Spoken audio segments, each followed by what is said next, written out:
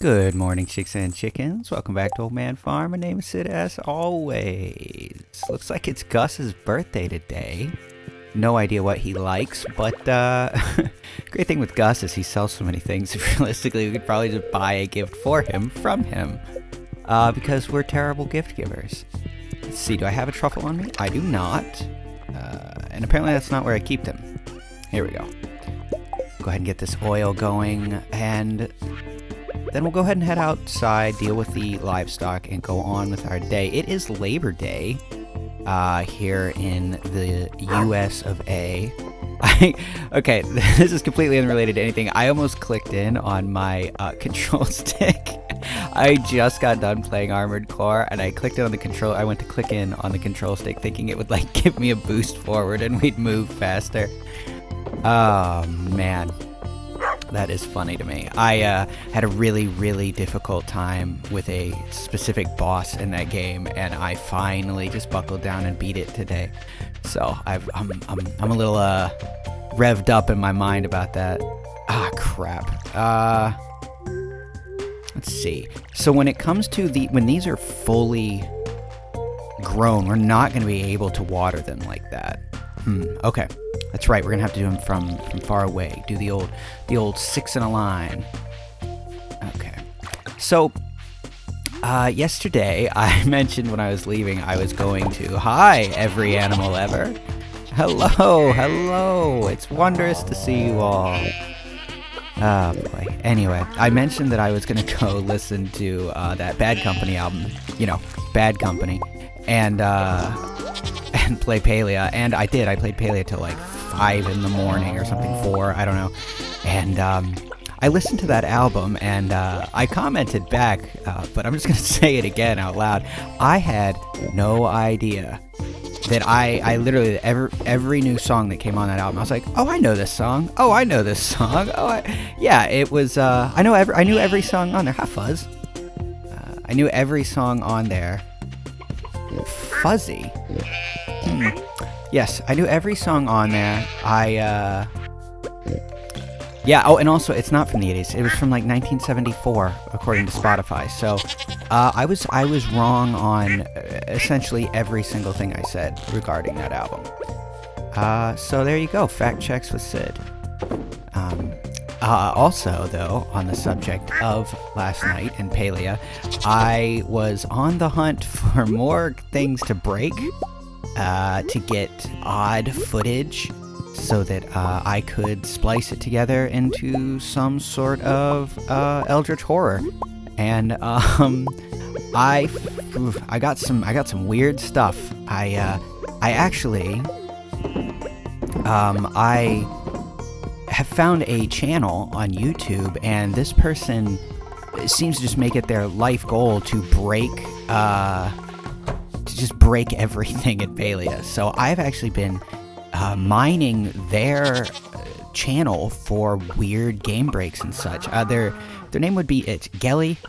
I'm not sure. I don't know if I can link someone else's channel, but if I can, I'll put a card up right now. And if not, I'll put their channel in the description. Go show them some love. It's really, I would say, probably mostly interesting if you are into either game breaking, out of bounds glitches, or Palea in general.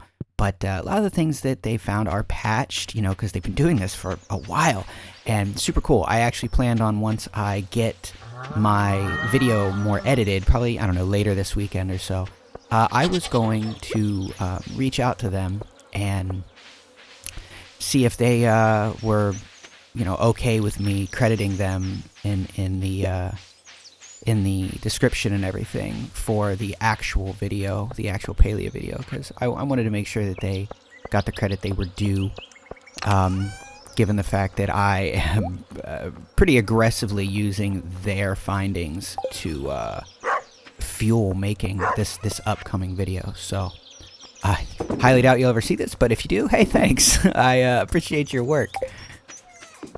But yeah, pretty cool stuff. I'll throw a quick little. Here you go. Here's one of the weirder game breaks that I found through them. But pretty interesting stuff. I'm excited to release that video. I still have a lot of work to go on it, but I think I should have another Palea video coming out in the next couple of days. So it is not it's not like a story-driven,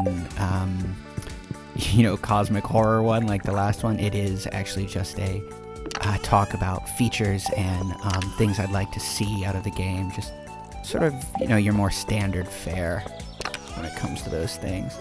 Okay, what was I going to do? There was something that felt very necessary while we were walking around over here. What was it? I figured it out. I was going to go buy a bunch of new grass starters because it appears as if the animals have eaten all of their grass. Now, it doesn't super matter because the both of these, like the coop and the barn, are both deluxe and they have the auto feeders. But still, I would like to have more grass growing. I'm actually just... Whoops, that's not where I wanted to go. I actually just really like, visually, having all that grass out there. Obviously, we have no shortage of fodder, clearly. But, as I said, strictly from an aesthetic point of view, I really like the idea that they have all that long grass to graze in. Plus, we get the cool wind through the grass effect. Why, hello, Shiro. I dislike this. What did I give him? Hey there, how's it going? Oh, I didn't even mean to do that. I feel bad. Oh, here you go, Philip. Nice gift, Sid. Thank you. You're welcome. Hi, Crazy Yuma. Sorry, I have a lot to do today. Well, I'll leave you to it. He's like, I have to go bury Linus's body. The boulder removal was a success. Yes, it was, Mayor Luis. Thanks, this is great. We just go around giving out bolts of cloth to everybody. Oh, we gotta go say hi to Andy. Andy, what's up, my brother? Sprinklers are amazing if you want automation on your farm. Fairhaven Farm is a bit too small for those devices, though. I disagree. I think you could use it just fine. I feel more energetic in this wonderful weather. Really, because I am absolutely dying, Evelyn. It is so hot. And, again, I can't run AC or fan in my room, so I'm dying right now. A birthday gift? That's very kind of you. I love it. Well, Gus, thank you for bringing so much joy to our little town of Pelican. It is much appreciated, and, everyone enjoys your grub at the various festivals. Oh, hey. Hi, Haley. I like your dress. I'm going to get such a nice tan this summer. I'm going to get so much skin cancer. Let's see. For unknown reasons, the local population of tuna. I don't want to do that one. 1,000 pieces of stone in a week. Good lord. Hey, why not? Whatever. Let's go. We'll go to the quarry. We'll make it a fun little game. Hey, what's going on, Alex? That is an expensive ice cream, but you know what? We're gonna support local commerce. Thanks you, I says. Oh, Jesus. Okay. Let's get picking. Some stone, not our nose. Looks like we're gonna have to clear out some of these trees. Actually, I never really thought about using this area as a tree farm, but it appears that would not be a terrible idea.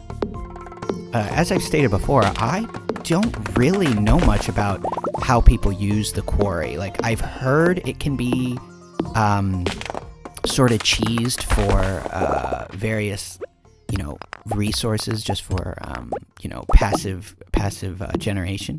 But I don't know a whole lot about it. I wonder if in the base game, or if this is a mod only, but I swear I heard something about someone just using this area and filling it with, like, more kegs and stuff, so that they essentially just had a giant, like, fermentation station out here, you know what I mean? Which I think is actually really rad. Now that I say that out loud, that's actually really cool.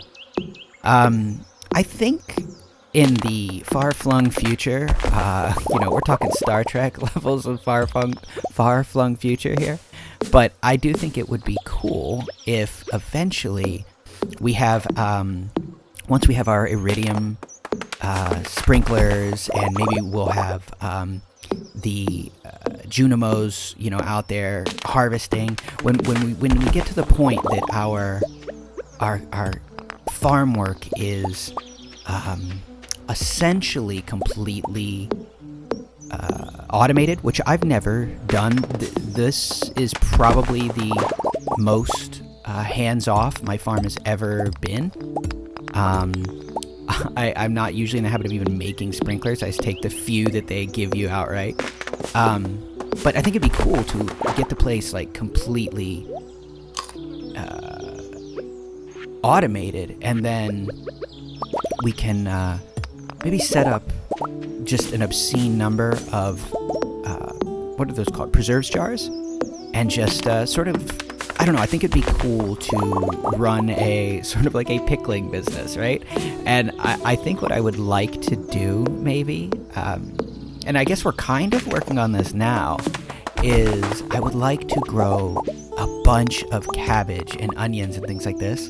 And then when we put them in the preserves jar, they are, they're essentially, we're making kimchi, I mean, I know we're not by the, the letter of the law over here in the game, but I think lore-wise in our head canon, I think it'd be really cool if we were like a kimchi production farm, because I love kimchi. And given that we can grow our own peppers and our own cabbage, I feel like that's kind of the logical step, So, I don't know. We'll see. Someday, when we're gray of beard and weak of back, we can be kimchi farmers. Or not. I don't know. Oh, boy. This, let's see. What did we end up getting as far as stone? I think it was somewhere in the realm of, like, 50. So, not terribly close to our goal. But, do we have a totem? We do. So, we can stay out. And you know what? I'm going to go ahead. And we're going to leave these trees, because we are on the hunt for stone. There we go. And we're just gonna start at the base. May as well, right? Nice. Because that way the enemies are the weakest they will be, and if we encounter them, we should be able to dispatch them fairly quickly. We got to use our PC words, Do you remember that in, like... Well, I guess this depends on what country you're from. If you are not from the United States, I am very curious to know your response to this. Although, I am obviously interested in anyone's response. But if you... do you remember when you were a kid and they would say, when... they would be fighting something. It was never, they never killed them. They never said kill. They never said die or death. It was always they defeated them, or they dispatched them, or they bested them, or what's the meme one? Banish them to the shadow realm.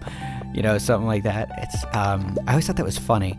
And it was definitely something I noticed as a kid. That was not a strictly as an adult thing. I noticed, like, man, they say they defeated him, but think of like Goku, right? Again, I go back to Dragon Ball Z a lot. For as much as I said I'm not really into anime early on in this on this channel, which is true. Man, I really do have a lot of childhood memories of Dragon Ball Z, don't I? We're learning things about ourselves. This is Discovery Zone with Sid. Not to be confused with actual Discovery Zone, which is another thing from my childhood. Damn, I am on the kick today. Anyway, Goku goes and blasts someone with some giant ball of energy. They literally vaporize, and it's like, you defeated him, Goku. No, dude, he made his molecules cease to have the binding force to stay together. I guess, you know what? You're technically correct.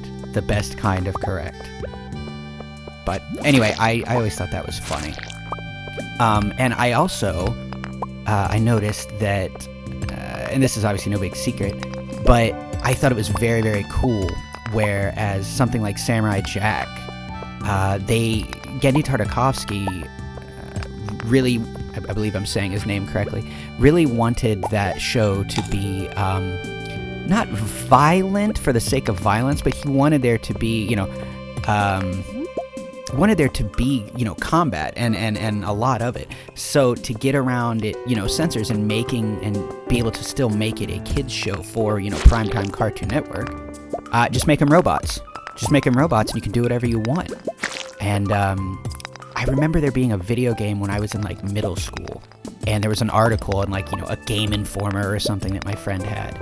And they said the same thing. It was PlayStation 2 era, and they specifically said that they changed the enemies in the game to robots strictly so that they could have dismemberment in the game. Because in PlayStation 2, they finally had the ability to do things like that. They had the ability to dismember opponents as you defeated them. So they wanted to be able to do that. They wanted to be able to show off that tech. But if you do that on real humans, bam, instantly it is it's at least a mature rating, you know what I mean? Like, back then, nowadays, I don't know, they probably don't care as much. But yeah, it was extreme back then. And so, yeah, they made it into robots. Fun fact, I have to see if I can find out what game that was. I probably will not be able to. I don't know. But, I mentioned back there, Gendy Tartakovsky, and I almost said I said he wanted there to be violence, but I was searching for another word there. And that reminded me of, in Small Soldiers, which is an excellent movie, they're making the toys, and the guy who made the not the troglodytes, the Gorgonites, where he was worried that the commando elite and the fighting therein was going to be a bit violent. So the CEO guy, and I love this because this is so accurate, said, well, don't call it violence, call it action. Kids love action. It sells. And I guess that's a similar thing there, isn't it? But with the robots, it's like, well, if it's robots, we can dismember them. It's fine. Well, if we call it action, he's an action hero. Like G.I. Joe's the real action hero. It's like, well, I mean, he's probably a war criminal at least. Oh man. And on the topic of war criminals, I am a different level of energy today, so that's a thing. But either way, I hope you stuck through all of that manic energy to get to the point where I pass out in bed. But I do appreciate you being here, as always. I look forward to some new Palea content in the next few days, and then another in, I don't know, a week or so. And in the meantime, a little bit of Stardew every day. But I appreciate you being here. Be good to each other. I will talk to you tomorrow. Good night.